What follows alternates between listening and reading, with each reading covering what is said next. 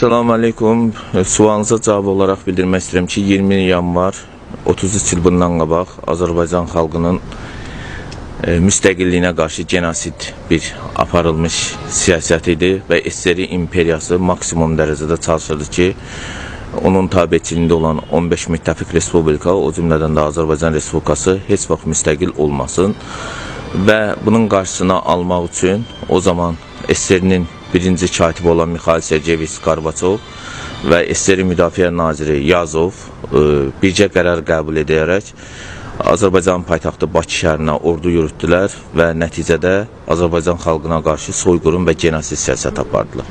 Nəticədə Azərbaycan xalqının dəyərli, mənəvi keyfiyyətləri həddindən artıq yüksək olan qorxmaz və cəsur balalarını tankların altında, avtomat silahların altında əzdilər. Və bununla da göstərmək istəyirlər ki, SSR imperiyası yaşayacaq və Azərbaycan heç vaxt müstəqil olmayacaq.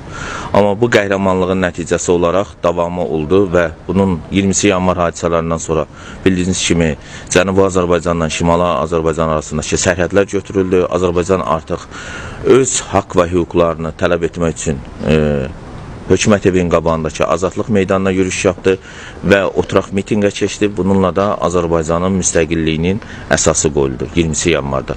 Azərbaycan xalqının qan yaddaşında heç vaxt 20 yanvar hadisəsi, faciəsi silinməyəcək.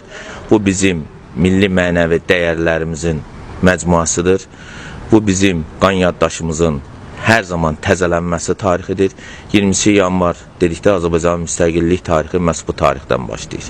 Azərbaycan xalqının cəsurluğunun, mərdliyinin, igidliyinin, qorxmazlığının, imperiya qarşı üsyanının və onun qarşısında dayanmağının tarixi simvoludur. Mənəvi simvoludur və müharibə simvoludur.